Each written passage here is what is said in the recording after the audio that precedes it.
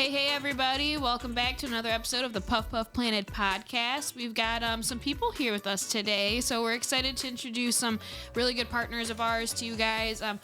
We've got Ryon and Bryan from Goldkine sitting here with us, and I've got Mike next to me today, actually, so It's going to be a fun episode. We'll start off with, letting the guys introduce themselves a little bit, so we'll start with Bryan.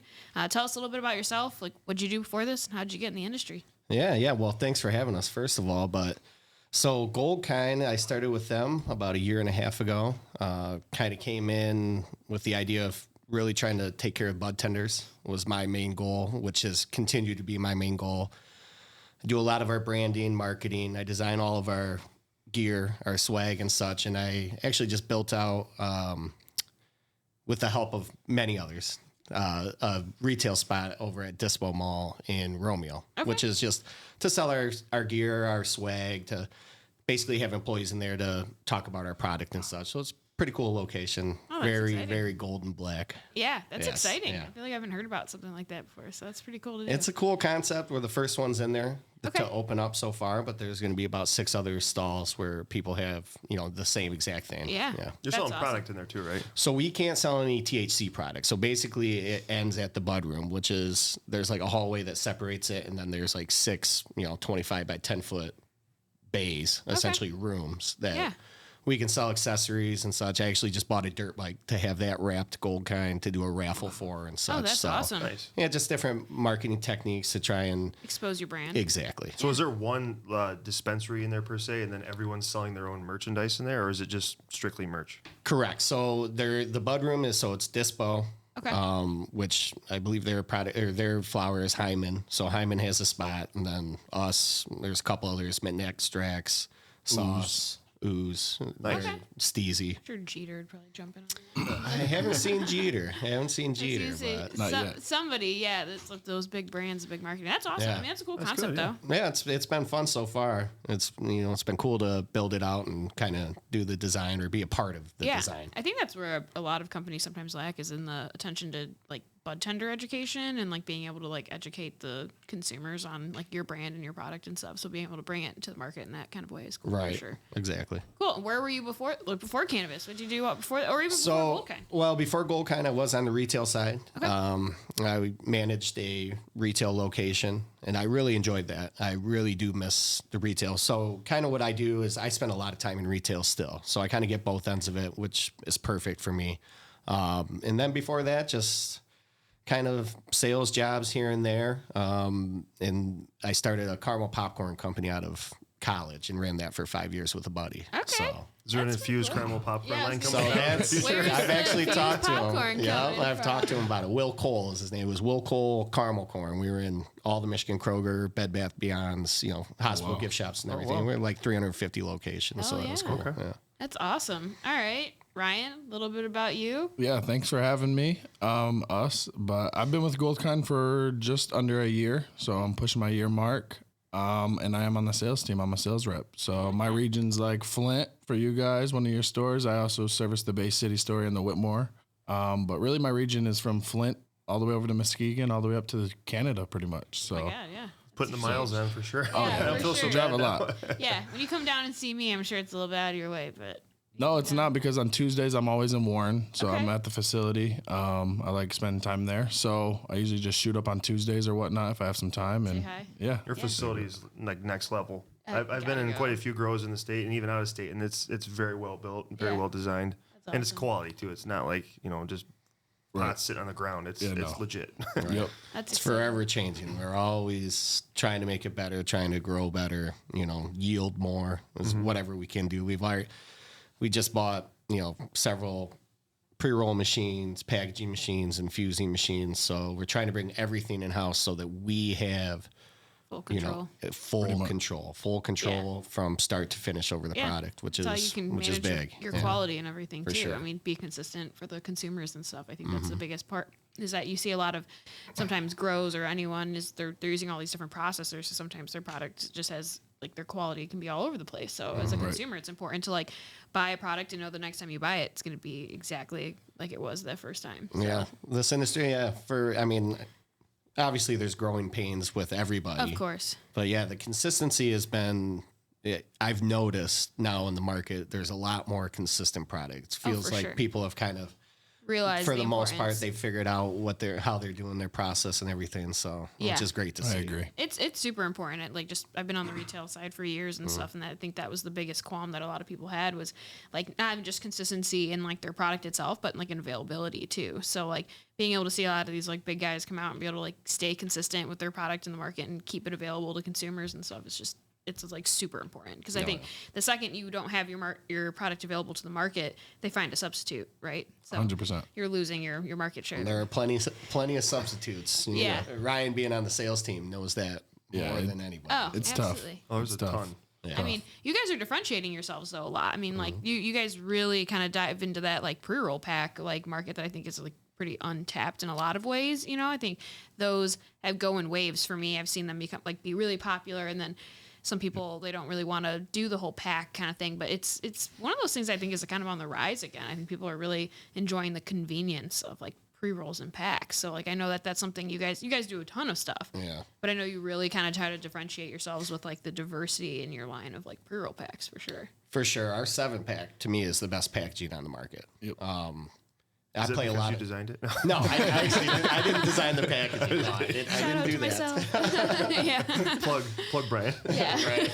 But I play a ton of golf, go to concerts, Yeah. you know, and to throw that 7-pack in your back pocket, it's hard enough to where you can sit on it. Comes with the matches, strike box. So if you don't have a lighter, I mean, typically I usually do, but still, you know, it's That's that sharp. one-stop, Yeah. you know, shop essentially for your.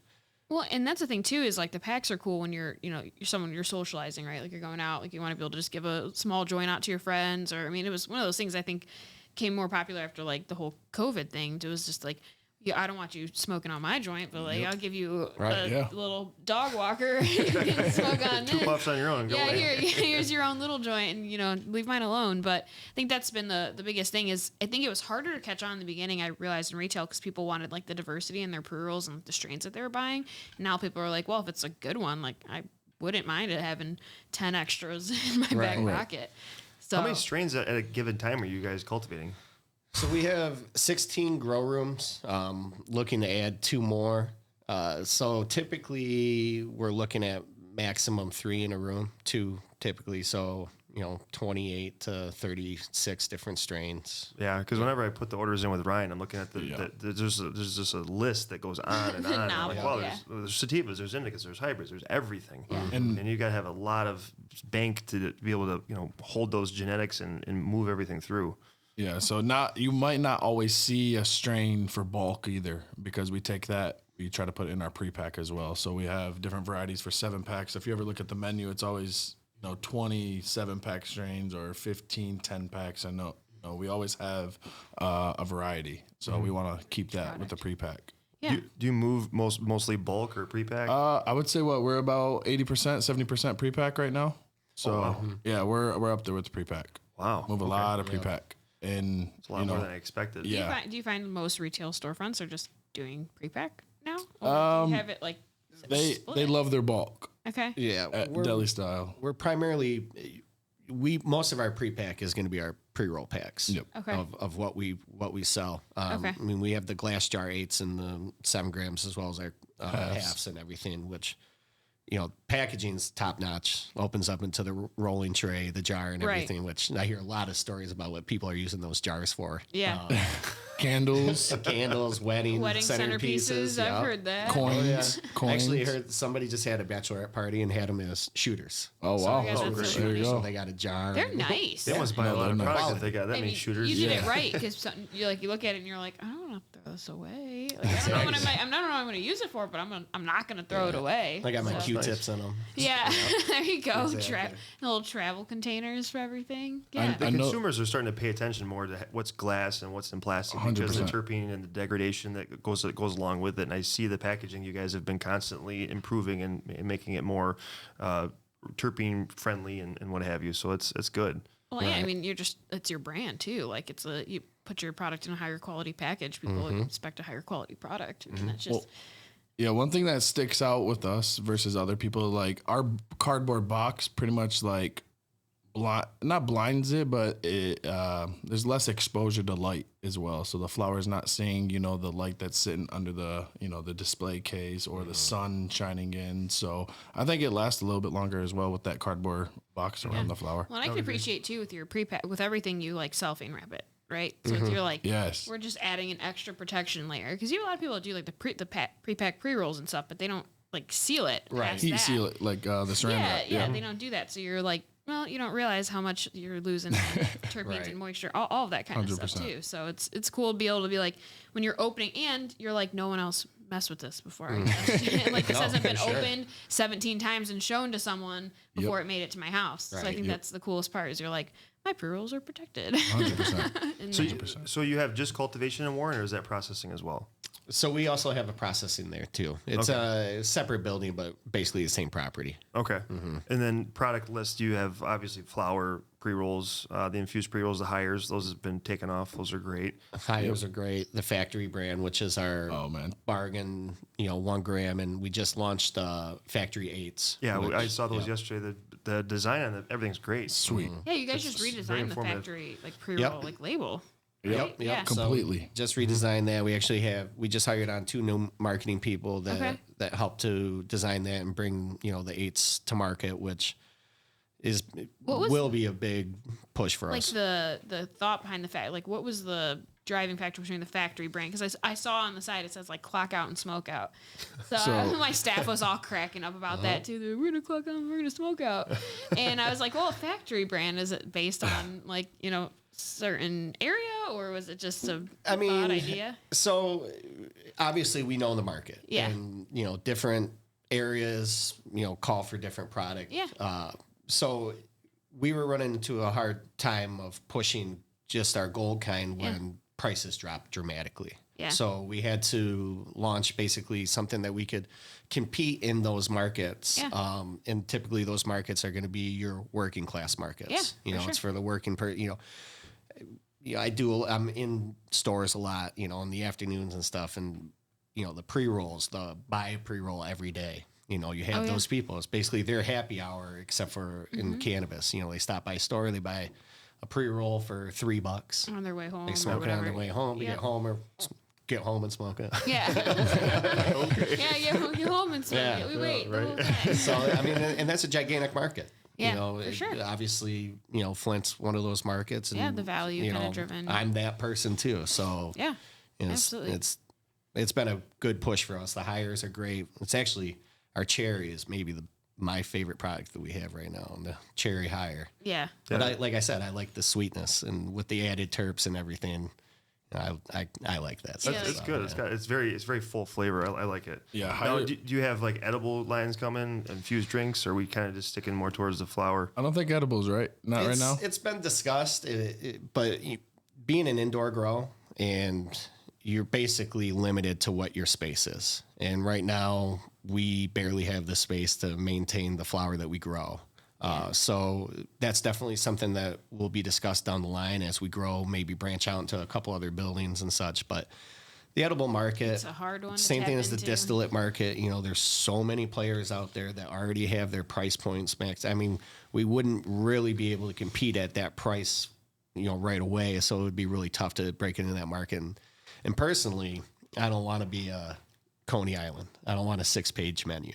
Yeah. I like our do solid well, products, and I want to do our solid products the best that we can. And some of these edible brands, it's like you run into a point where you need to start taking some off the shelf because you have 50 different brands on one level, and then you're buying some of these edibles, and it's like it's the same thing. Yeah, you're competing against yourself Exactly. in a lot of these. It's just the way it is. But as the market gets older and people will figure it out. Yeah, for sure. Well, I think the edible market's even like changing a little bit too. It's like you're looking at the more like hash rosin and the resin gummies, and the market in Michigan at least is getting more educated. Like the consumer base is getting more educated on that.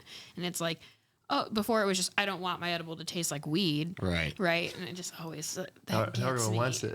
Well, now everyone's like, well, if it tastes like weed, it means I'm going to get really effed up, you know? right. So it just cracks me up because someone would come in and be like, this gummy tastes like weed. I'm like, well, ma'am, you're eating weed. So like, we're trying our best out here, but it's still weed. So, I mean, it's a hard space to compete in. I mean, there's just, everyone's coming to, us at the retail like level and being like, hey, we've got these edibles. And it's like, God, like what is it that sets it apart, right? Is there something like drastically different from the next guy? Because it's hard, it's hard to be like, we want to support your brand because we think, you might carry some other SKUs and we think you do a great job, but like we just don't need another edible on the wall. So it's like, how are you, gonna do what you do? And it's everyone just, they're trying to maximize their profit and their potential. Yep. But when you know what you're good at, it's like why try to like make that deviate? as good as possible. Yeah. Be the best at that. Yeah, for sure. I think, like I said, Goldkine, you've got, so you don't just have the hires that are infused, you have like your infused packs too. Yep. So pretty much everything Goldkine infused will be live resin. Okay. So there will,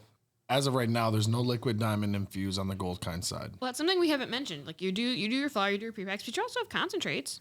Yep. So I mean, we carry those. Yeah, we've had 2 launches so far, 5 strains on each launch. I don't know how many units, but yeah, we did just launch those. Great turnout. I know I just was at your guys' 710 party, the dab bar. Turned out awesome. But yeah, we did launch concentrates and we had a great turnout. Yeah. I mean, it's one of those things where I think concentrates in the market they're hard right now too, because you see some that are like way on one low end of the price spectrum, and then you've got your rosins that are way on the opposite end of the spectrum, and the market's coming around again to be educated on concentrates and stuff. But it's the Goldkine brand. I mean, it sold well for us, the concentrates in Whitmore. I know that Flint's been moving too. Been pretty good too. Yeah. So, and that's nice when that you offer like infused pre-rolls with your resin, right? With your product. Right. So I know that that's something that my boyfriend particularly loves. The Of course. infused pre-roll packs. I mean, that kid has a Goldkine pre-roll in his mouth every night after he gets home. So. And that's the new product actually. So we just launched the 10-pack, which that has 4.4 grams total in it. Yep. And then our 7-pack live resin infused that has the 8th total in it. Yeah. So I mean, we're beating everybody out by at least a gram or 2, depending on the packs. I know some other people have 1.5, some have 2.5, but theirs is also liquid diamonds as well. You might run into hash rosin or bubble hash, but ours, I think we're the only ones that have live resin. You're putting your straight. So just live resin, and then all Goldkine live resin, they're all needle infused. So you'll see the 1.5s. You look at the end of the tube, needle infused. Same with the like 1.2s, and 7-packs and 10-packs, all needle infused. And then what's crazy to me, you've dropped a couple off in samples, is like the largest packs of you have like a 40 pack. Oh yeah, the 40-pack. Yeah, it's like a couple. Like $100 or I'm like, something. wow.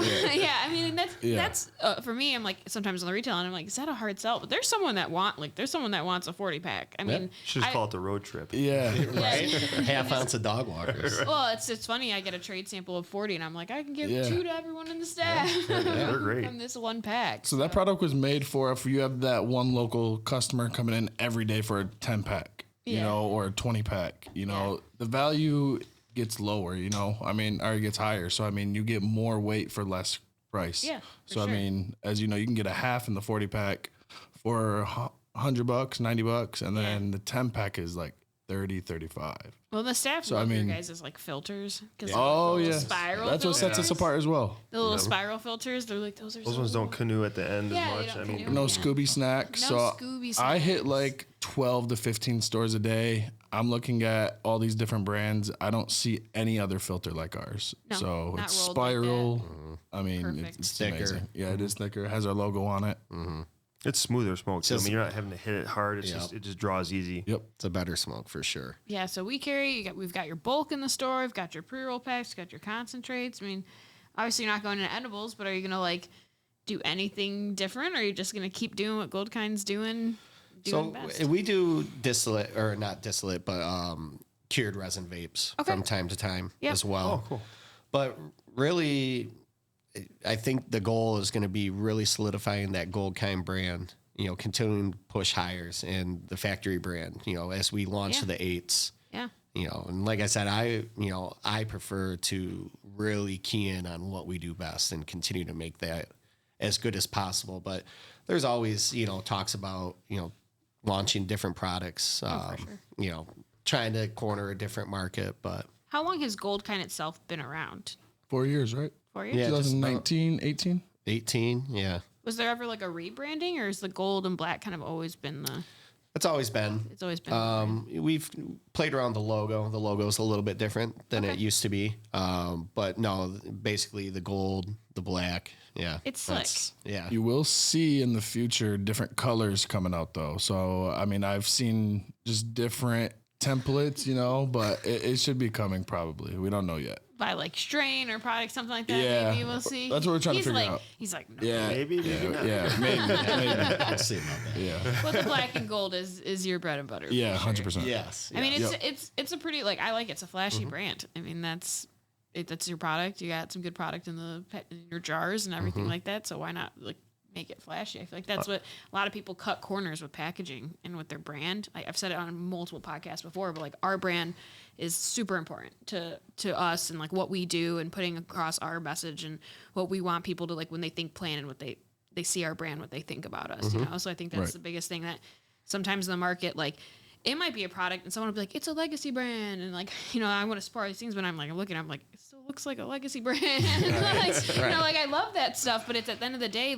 the product, it's not from, I'm not judging what's in the package, but the customer does. And they walk up, if they see something that just doesn't look extremely well created or crafted, they're a little bit more sketched out by that product. They're like, I'm going to go with this one. I mean, we all see the back walls in dispos now. It's a, rainbow of different prepackaged colors, and I'm not dogging any of it. There's some great graphics, but you're kind of getting lost in the mix and a lot of times, whereas if our gold jars out, that gold top shines, our pre-rolls have the gold top that shines, and that's what we got to do. We got to draw people's eye. Apart. Yeah, exactly. Setting yourself apart when you're just lost in the slat wall abyss. Exactly. How many slat wall abyss is perfect. Yeah. How many stores are you in now? I think I was talking to you. I think we're in 357, 58. Okay. Around there. Yeah, I was talking. Not 50% yet though. So we're almost there. I think there's 680 stores active. Okay. So maybe we are 50%. Okay. But I know that there's a lot of doors that we can be in for sure. That's a lot though. That's a good achievement there. I know there's 1,020 licenses out there active. They might not be open, went out of business. I just know, with the CRA, that's how many are out there. But yeah, I would say around that 300, 350 mark. Yeah, I remember back in the day, my first job out of college, I was a linen rep. And I'd kind of find out when new restaurants are opening and go knock on the doors. And I see you doing it. I'm like, man, just deja vu. I was like, I've done this before. Yeah. It's a lot of work, man. You try to get in there when everyone's moving around. They're still finishing up construction. You're trying to knock on doors. What's that like to try and get out there and go to these new stores that you're not in right now? So my biggest struggle would be the LLC could be a different name than what the store is going to be. And or I run into a problem where there's different investors that already own stores. So, I mean, there's a lot of stuff. There's a lot. But for instance, my day to day, I will go on the CRM website at night whenever I have some free time. Just check this website. It pretty much tells me when, that next store is coming. It will say, if it's on the list, that means that they got their city inspection and the state inspection. They're good to go. Okay. So they got their AUR number. So I really go on there. I try to Google. Google's my best friend. See if there's a phone number that pops up. If it's a store that's not open, you just have to show up. Okay. There's usually somebody working on the building, or I'll call maybe a different store in that city. Hey, do you know who's opening up this store? Typically they don't, but if they do, hey, here's the contact. Boom, boom, boom. Set a meeting up. Get some samples dropped off. You've got an extensive activity log. You've probably the best, if not the best, of what I've seen for handling your activity log. I mean, I don't know if you have a standing appointment at planted locations, but you're there very consistently. Yeah. We never run out of samples. The staff always has them. Yeah. But I watch how the staff receives that, and they are not only appreciative, but they expect quality out of it because that's what they've been getting. and they know they can transport that to the customer and say, hey, this is this product or this is that product, and they can give them more of, after they did the bud tender education, they're more fluent on with the communication to the customers now. They're more confident in the product, because there's a lot of products out there, and I see the differentiation you have is you have that engagement with the staff. I mean, you know half of them by name now. Yeah, and that's a lot. I mean, we have over 100 employees now, it seems, and then and it's hard for them to be receptive of that. But you guys have been doing a great job at that, and that's key in pushing your product through the store, not just handing samples, but 100%. The engagement. The second you win the bud tenders over, it's game over. They're gonna sell your product. I mean, it's not just winning them over, but it's not just giving them free stuff, right? Because there are times where you give them free stuff and then they're like, I don't want to sell that because that sucked, right? So it can backfire. Sure. Like if you're not super confident in your product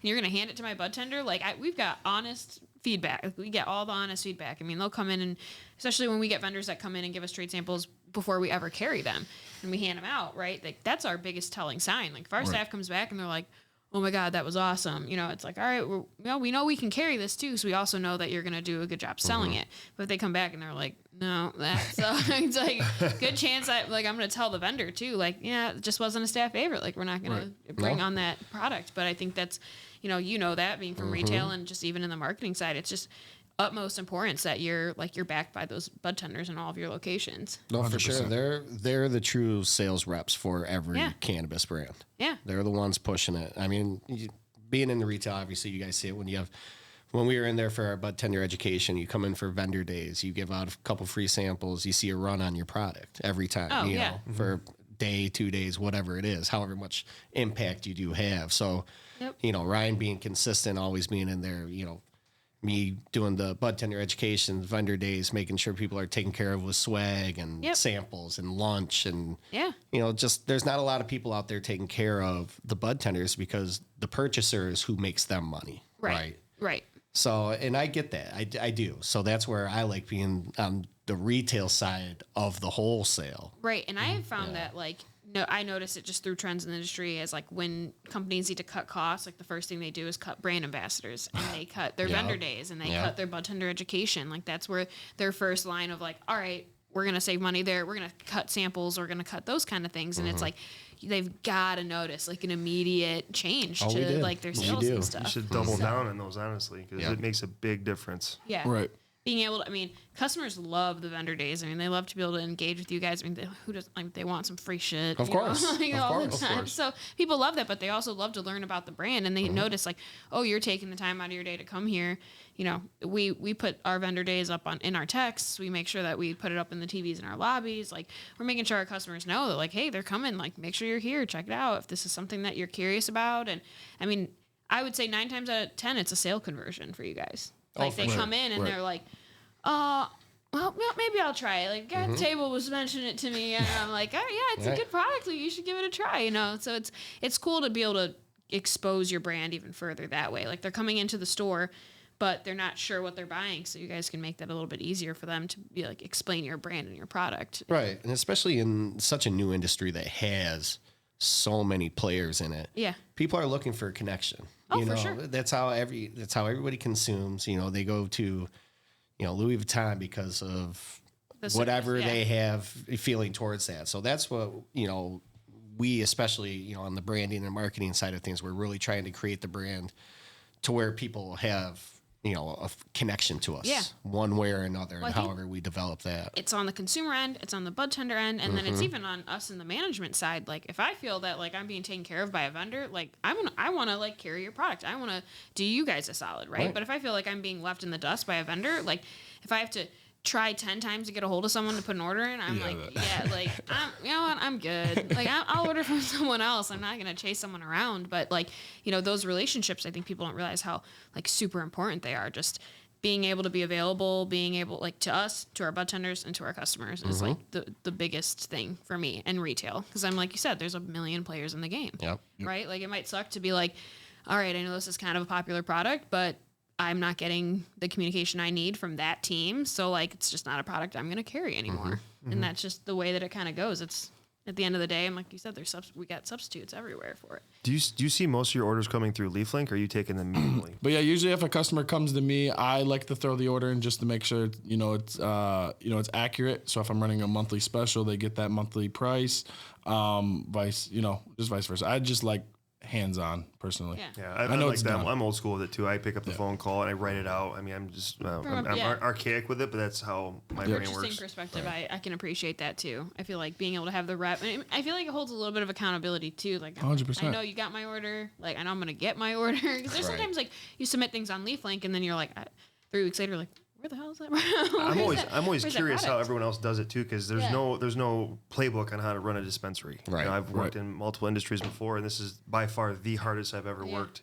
And it's nice to be the pioneer of this new excursion that we're on, but it's kind of daunting and lonely when you're trying to figure stuff out, because you can't bounce ideas off your friends that are in the business, because it's your competition at the same point. Right. Yeah, I find that it's just like hard. from a purchasing perspective, I will always take up anyone that wants to do like like you want me to text call, like that's how I'll take. I'll place orders that way. It's like my preference.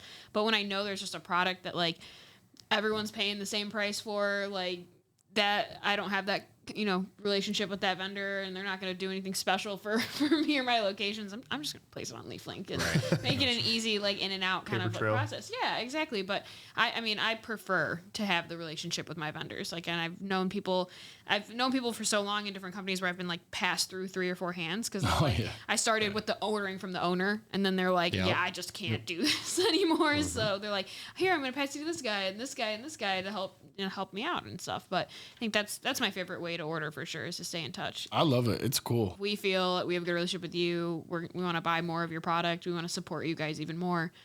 It's just a domino effect, I think. I have after I mentioned my previous job, when you're going to these accounts and you're trying to start off that relationship, it's great when you have that icebreaker and you can follow up on things, and it's not as new of a relationship, so it's not as nerve-wracking as going in there.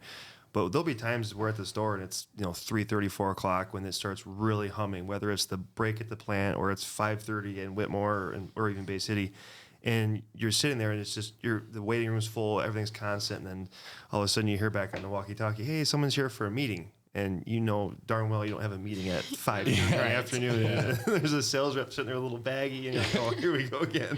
Yeah, my favorite's a Friday evening. Oh yeah, and it's like, what do you expect? It's not to be rude or anything, but it's we've got a business to run here, and you guys have done a great job at making appointments and letting us know I'm going to drop by at such and such time. We can expect that, but some reps come at the worst time. Yeah. Yeah. So what I always say to owners or purchasing managers, whoever I need to speak to, hey, I'm not here for a meeting. I just wanted to introduce myself, dropping off a few samples. I don't mean to take up too much of your time. Pretty much everything's in metric already. I'm just stopping by, saying what's up. Yeah. See. Yeah. So I think there's the quick way to do it too. I mean, I've had times where I try to make myself available for them, right? Because I'm like, all right. They're sticking their neck out. They're trying. Like, I know sometimes it's hard for me. Like, I'll be like, oh my God, I'm in the middle of shift change. I can't right now, but like get their info. But there will be times where I walk out, I'm like, all right, you got like 3 minutes. I've been so many like elevator pitches and speed pitches, right? Like I'm not trying to put you in a hard place, but you got like 3 minutes because I got to get back there. And it's really interesting to see like what they're able to like crash course out to you in 3 minutes. And from that interaction, you're like, okay, I'm gonna hit them up, or no, I'm not really that interested, or whatever it may be. But at the end of the day, they're sticking their neck out. But sometimes you gotta be like, it is Friday, not like it's the middle of their busiest day ever. Like, I can't do this right now. But no, I think you guys do a great job at that, being able to just like, hey, and that's the thing, is having that relationship, be able to shoot a text like, hey, it's 100%. Cool if I just pop in, and it's like, yeah, sure, and it's like, or no, dude, I'm not gonna be there, or whatever it is. I mean, a lot of times, like, the vendors will say to me, they're like, you're hard to catch. I'm like, I don't know how. Like, I feel like I'm here all the time. But yeah, I think being a sales rep right now has got to be pretty tough sometimes. Yeah, it's pretty tough. Yeah. So you're saying you're in over 350 stores. Are you feeding that all from one grow and process? Yep. One license number, I guess. Yeah. Okay. Yeah, that's wild. It's literally not. I'm like trying to think in my head. Between 14 and 1,600 pounds a month. 12 to 16 a month, basically. Obviously, if we're for all the people who want sativas out there, if we're growing sativas, we yield a little bit less. Yeah, for sure. It's just wild to think you can, keep up with 350 locations plus locations, and then you're still out here actively searching for, to be in more locations, and you're just doing it all out of one grow. Like that's how you know that you guys have your shit planned out and to a T, that you know what you're doing here. That's awesome. Well, for me, I have like 4 days. I know what I'm doing the next 4 days always. Yeah. So I'm going usually on the same route Mondays. Tuesdays for sure, it's the same cities, same time, roughly same time. I have my meeting in the morning, but I have my route down to a T. So like Wednesdays, Thursdays, I travel the farthest. Those are like my 3.5 hour. So Whitehall, Muskegon, Traverse City, Gaylord, East Tawas, Alpena. Those are my Wednesday, Thursday days. So you're up in the UP? Oh, yeah. I just got back from the UP actually on Sunday. So I went up for a UP rodeo. So I was a vendor or a sponsorship up there. Okay. Give out some poker chips, which I'm doing with you guys in August for Back to the Bricks at the Flint location. Cool. But then I did the Cherry Fest as well this past weekend. So I was gone from like Wednesday to Sunday. Yeah, I hear the like dog sledding festival up there. That's it's like huge a too. real big cannabis one. I'm like, man, us potheads like the most interesting sport. Right? Yeah. We're like, we go dog sledding, we do disc golf, we just. So you're with dealing with this many stores as you're dealing with right now. This is, you can take the filtration off of this, if you may.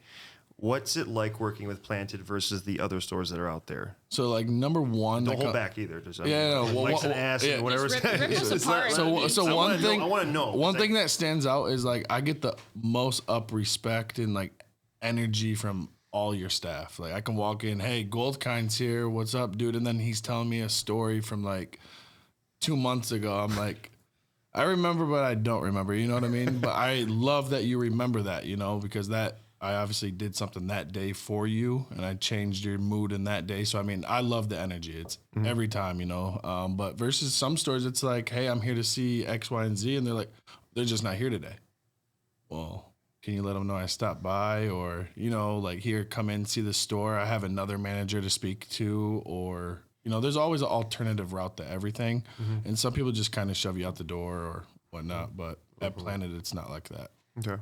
Yeah, we try to try our best to obviously train the staff, find the right staff. I say source the staff because I'm too busy in the supply chain conversations.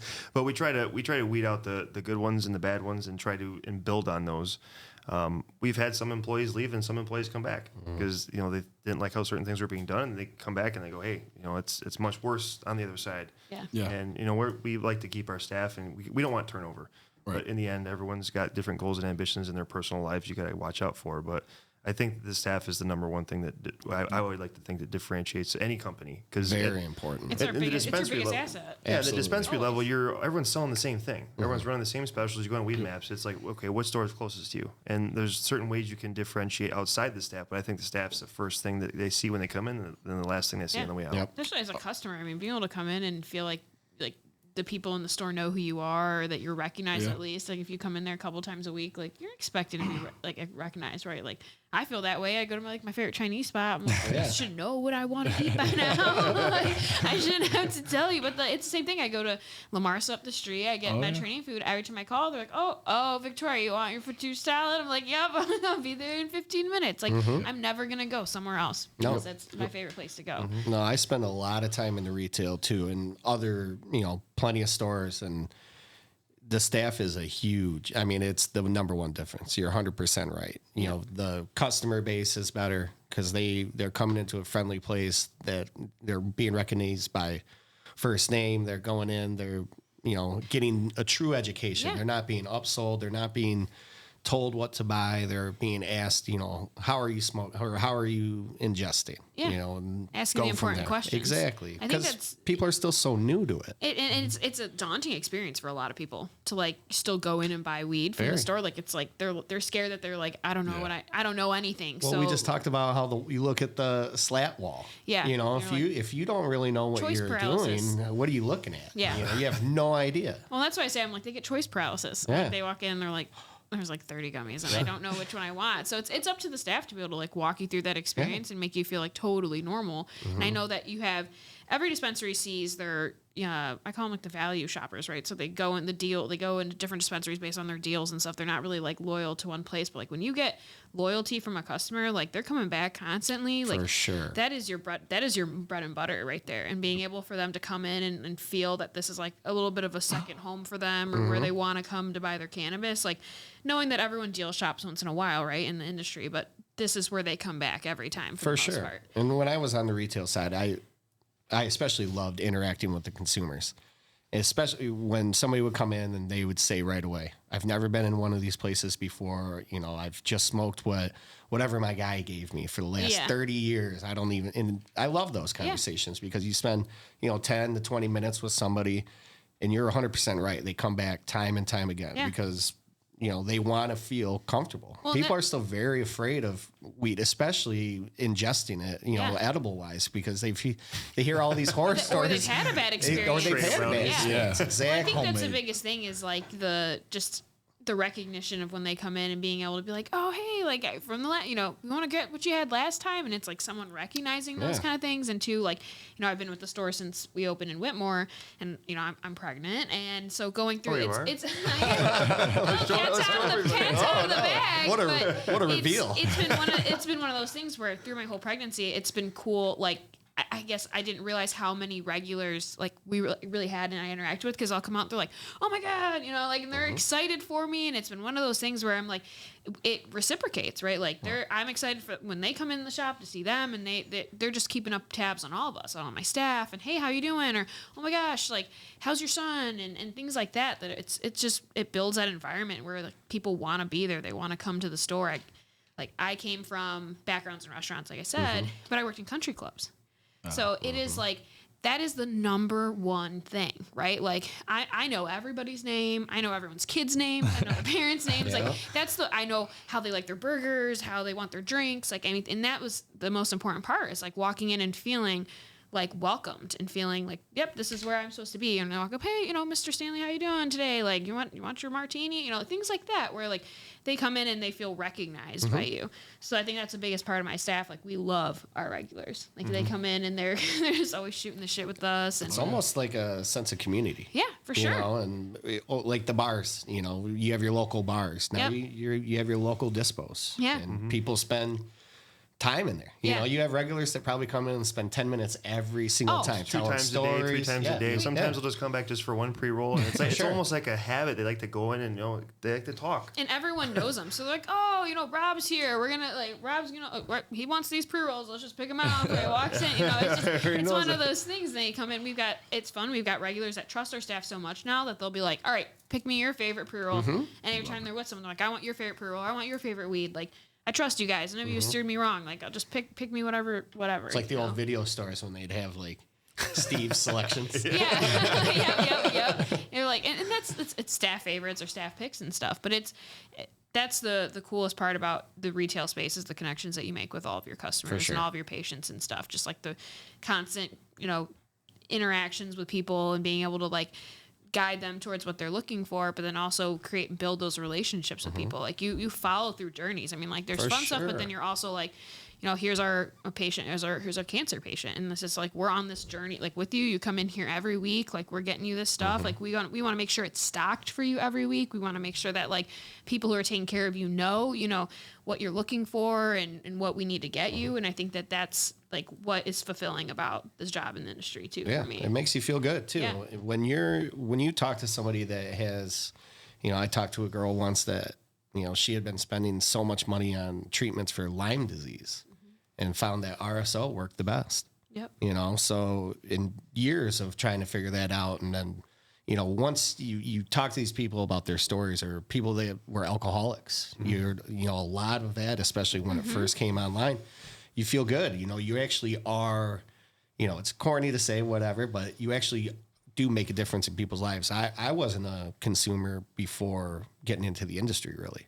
And I can speak to the benefits that it has for me. Yeah, for sure. So I definitely know that it's helpful for so many people. Yeah, it's been crazy for us too, because like every day I learn something new. I tell my staff, I'm like, I'm in the industry like 5 years, but I'm like, every day I come to work, like I leave with some extra piece of knowledge that I like didn't know. And it's like either I learned it from a customer, or I learned it for my own staff, or I just learn it in general. It's like when we came in to Planet, it's like, hey, like, yeah, we're here. We're going to, have the products in the market that people are looking for. But we're also here to, like, educate the consumer and try to, like, open up their eyes to things. So, like, we carry tons of CBD. Like, I'll tell you, one of my top selling products is THCA tablets, right? And if you say that to, like, a lot of consumers, are like, what is THCA, right? But I sell hundreds of them a month. And it's literally because people don't realize what this product can do for you, what's out there, what's available to you, because there's so many times you're ushered in and out of a dispensary and that you're not getting the additional 5 minutes. It's like being told, hey, turn and burn, you got to get these people in and out. But when you take that extra 5 minutes to figure out, like, why are they actually using cannabis, and you're able to, like, tailor for them, like, again, not everything's going to work for everyone, but having someone come in and just be like, oh, I want gummies, and then asking that, like, what are you using them for? Like that comment is missed so many times in a dispensary that people are like, oh, well, what gummies do you want? Then it's like, oh, these ones. Okay. Yeah. What flavor are you looking for? Yeah, buy them and out the door, right? But it's like, oh, I'm using them for sleep, or oh, I'm using them for pain. It's like, oh, have you tried, Right, these 2-to-1s. These 2-to-1, these will help you stay asleep. All these other are you waking up in the middle of the night? Well, try 20 milligrams. Exactly. It's wild to be able, like, just in right there, like, that's where you keep your customers. Because they came in looking for one thing and they left with way more than they thought. And that person tells everybody they know. Yeah, it's for sure. That word of mouth is, I mean, in Flint's a pretty tight community. Yeah. They kind of get left out on their own a lot. So for them to feel like they have a spot that they can come to, that they can trust when they've been lied to on many occasions from many different entities, yeah. It does go a lot farther than people want to admit. Yeah. It's very important that people have that sense of community, that sense of trust, especially when they are dealing with still a federally Schedule I narcotic. Yeah, exactly. I mean, having a place where you feel comfortable to go is that's our goal. Like, right? It's like we're gonna carry all the products other people have, but, like, we're trying to make this a comfortable experience for you. Like, we get that, and, like, for me and Whitmore, like, we have a lot of, like, the older crowd. So those are people that are like, they're like, what the hell? Like, my kid told me to buy this, but, like, I'm terrified, right? So it's always the like, okay, let's get you a 2 milligram gummy, and it's like, I tell people, I'm like, I'd rather you feel nothing at all and come back and be like, I felt nothing, than come back to me and be like, I was in outer space the other night. You can always take more. You can't take less. Well, I'm like, you can't take it back. You can't take it back. So, I mean, it's funny. We sell CBD honey sticks, and I call them, like, SOS. Like, I'm like, did you just take one of these? Anytime I sell, like, a gummy to someone who's older, I've never had a gummy before, I'm like, here, take this for free. And, like, if you are in outer space, like, eat this honey stick. It should help. Yeah, come back down. It's like a parachute. You come right back down. Sure. Yeah. So no, this industry has been so much fun for me, and I know as Planet grows and we create partnerships with people, and I'm sure you guys know the exact same feeling, but it's been really awesome to be able to work with you guys and kind of create that brand. We appreciate it. Thank you. Yeah, for sure. So, I don't know, guys. Is there anything else you want to add to the podcast? No. I mean, do you want to talk anything about the staff? I mean, how many staff members you guys have on? Yeah, so, that's a good question, to be honest with you. Definitely over 100. Most of that being in the grow, but we have great people in place. Aaron and Jimmy, who head up the grow, are amazing. Our compliance manager, Allie, compliance manager is her title, but she does it all. Yeah, she does it all. She's been amazing. Our ownership, our GM, everybody does a great job, and we really do try to have that family aspect there. Yeah. It's not always easy. No, we all know it's easy to lose, I think, too, when you start scaling out, right? Like, it's easy to lose that family feeling. But so how many total employees did you think Goldkine has? Between 100 and 150. Yeah. That's right. I'd say like 115, 120. That's at one facility, too. Yeah. And you guys are running 24/7? So we run 2 shifts, pretty much Monday through, I think, maybe Friday. Saturday they'll do a shift if we have need it. Yeah, if we have crops coming down that even Sunday. Yeah, basically whatever we need. I came to your facility, I think it was on Friday, and you guys were in the middle of shift change, and everyone's cleaning, everyone's saying hi, bye. I was like, well, there's a lot going on here. Even on a lot. Well, hey, 350 plus locations out of one spot. You're operating. You're doing a ton of. Just the changes in the year and a half that I've been there have been wild to see. it's been cool though. It's really fun to grow with a company with the industry, from basically the beginning. It's awesome. Yeah. Oh, sure. I mean, hey, it's been wild for us to see Planted grow to the numbers of employees that we've had. Oh yeah, it's neat to be part of something. It's cool to provide to that many families. If you think about it, you're putting food on that many tables, or you're giving that many people jobs or education. It just kind of proliferates from there. Think about how many lives you make better at shift 100%. Change, across the street from Flint. Yeah, I mean, they get off of working a line job. 100. Oh yeah, and they come over and. They're into a different world. Exactly. Yeah, I totally amount get of people that Flint sees a day is just incredible. Yeah. Oh, it's great. And you guys do something for them, right? The GM or no? Yeah, we give 10% off to all GM and UAW. There you go, GM guys. Yeah. Step on in. Yeah. No, we it's insane to think about the number of people you see customer wise, but then the number of people we employ across the board. It's crazy. And sometimes vendors are like, "How many samples do you need?" And I'm like, shit, I have like 35 people in this building. I'm like, now, 35, and if you don't give me 35, I can't give them out. Because I'm not going to miss one person, So it's been a lot of fun and growing partnerships, like I said, with all of our vendors and stuff. It's been incredible. It'll be nice next week because next Wednesday we're gonna be starting Goldkine Wednesdays at all the stores. We've been working on a little thing behind the scenes, so plug that in every Wednesday for the next until death do us part. The staff will be getting some fun surprise swag. Oh, yeah, did they know that? Did they know about that yet? Yeah, it'll be 25% off all Goldkine products and a free pre-roll with the Goldkine purchase for the Goldkine. But for the side, what were you discussing? I was saying the new swag that our staff's gonna they haven't seen that yet. They haven't seen it yet, and they're all, I just secretly asked for all their sizes. They don't know what's coming yet. Oh, yeah. So That'll be cool, though. You know the guys at Woodward Movement, they know what they're doing. We got some trap jackets. Yep. Pretty cool for the budtenders. Yeah, they we've look got good. some fun stuff coming out. I mean, Woodward, shout out to them, too. They do awesome work, and they're awesome with me. They walk me through a lot of different stuff. So that's good, yeah.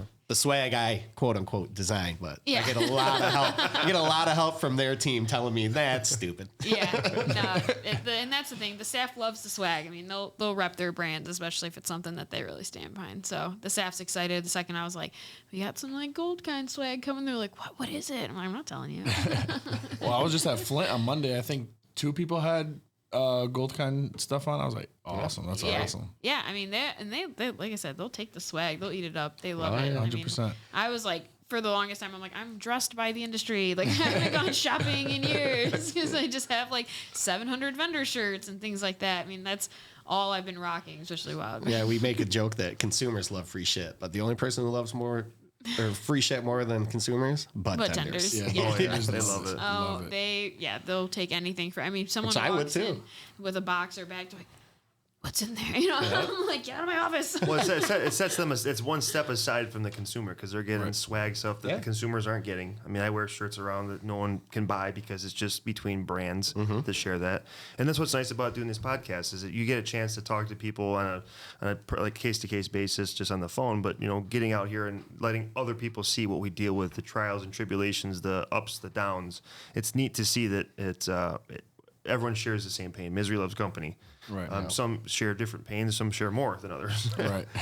Yeah, for sure. Well, we appreciate you guys coming on with us. We appreciate the partnership. So absolutely. We're excited to That's see all what love. Looking forward to seeing what the next year has in store for us. Yeah. Alrighty. All right, guys. Thank you, guys. Thanks. Thank you. Thank you.